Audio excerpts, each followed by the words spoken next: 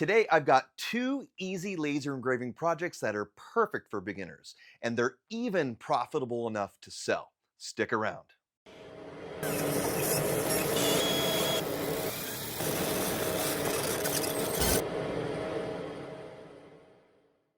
Welcome back to the channel, everyone. I'm Brett, and this is my laser garage. My wife and I run a full-time laser engraving business out of our home, and this channel is all about helping you grow your laser or CNC business. Thinking about getting into lasers? Want to make some awesome stuff for friends and family? Or maybe even start a side hustle? You're in the right place. I've got some fun and easy projects to show you, along with some tips and tricks to help you along the way. And be sure to stick around to the end because I'm going to show you how to download the Lightburn files for all the projects we're going to cover today. In this video, we're making a Monogram Coin Bank and a sleek graduation card holder that can also stash some cash. I'll be using my Monport Mega 70 watt CO2 laser, but no matter what you're working with, these designs can be adapted. Even diode lasers will work. These layered monogram banks are a super popular item. You'll see all kinds of versions popping up on Etsy. They might look a bit complex, but trust me, they're actually really beginner friendly. Let's jump into Lightburn and I'll walk you through the design. All right, so here's our working file for our letter B coin bank. Let's start first by going over the parts of the file. At the top of the orange tool layer, you'll see our basic B shape in a box. This is just for reference and it won't be cut as part of the project. On the bottom of the work area, you'll see all the layers of the project. The first layer will be cut from 3mm wood and it will make up the back and access door to get your money out. I'll show that in more detail later. Then the next three layers are cut from 1/4" plywood, and these will give the bank most of its thickness.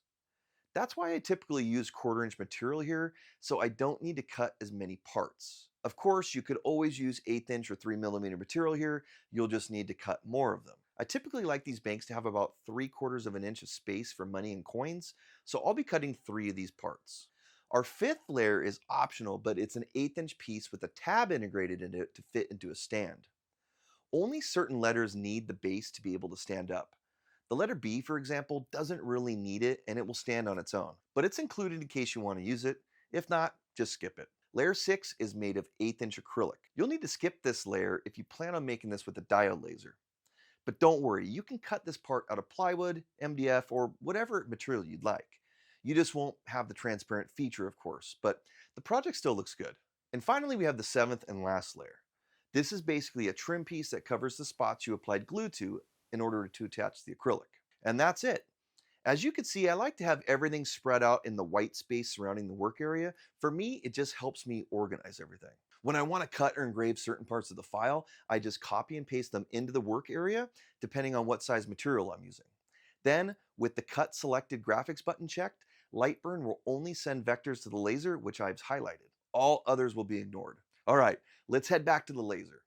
Always start with the material test card first when running a new laser or new material. I know it feels like an extra step, but trust me, it saves wasted wood and ensures your power speed settings are dialed in.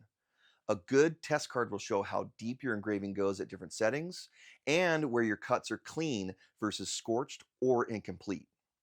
Since I'm just getting started with the Monport Mega, I'm going to begin here. After running a few material test cards, I can confidently run this project. I like to run plywood jobs a little on the conservative side when it comes to speed, just to make sure to get through any areas with extra glue pockets. And hey, if you're enjoying this video, make sure to hit that thumbs up button to give the video a like. Doing that really helps push this video out to others who may be interested in this type of content. And if you hit the thumbs up button, please subscribe as well so you don't miss out on any of my upcoming videos. So here's all the parts laid out. It's time to start assembling. The key takeaway here is to try to be as clean as possible. I like to use small dabs of super glue on my starting points, then I add small dabs of wood glue on the other parts. The super glue acts like clamps basically, and the wood glue will bond everything together really strong. I like to use the gel super glue so it doesn't run all over the place. Just take your time and wipe up any squeeze out right away. Oh, and one more thing. I didn't add the door on my demo version of this project. This is just a simple circle cut out on the back panel and an access door that will swing out of the way to get the money out. Here's what the door assembly will look like after I use a small Chicago screw to assemble it. I'll leave these screws in the description if you haven't seen them before. And there you have it, our completed coin bank ready to display. Not too hard, right? Now, again, these aren't too difficult to design on your own, and there's tons of modifications or customization you can do to make it your own. But if you're interested in getting started quickly, check out my Etsy store where I have the digital files for sale for this project. All letters are included, plus the settings I used on my Monport Mega 70-watt CO2 laser, so you'll be able to hit the ground running. Graduation season is right around the corner, so now is a great time to start creating creative laser gifts. And this money-holding card is a showstopper. We'll be using 2mm basswood for this project. It's cheap, sturdy, and engraves well. We also don't want this project to be very heavy and bulky, so this is the perfect material. Avoid warp sheets though. Flat stock is super important for this one. The key part of this file is the money slot. It's sized to hold a bill with just enough tension to keep it in place.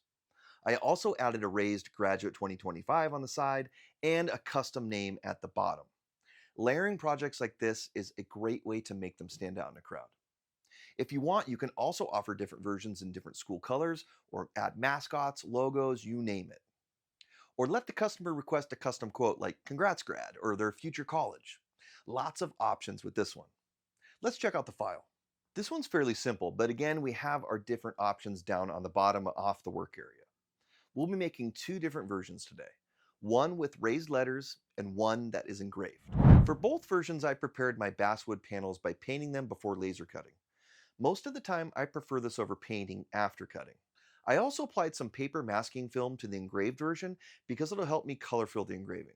These take no time at all on the laser, one of the benefits of using a CO2 machine.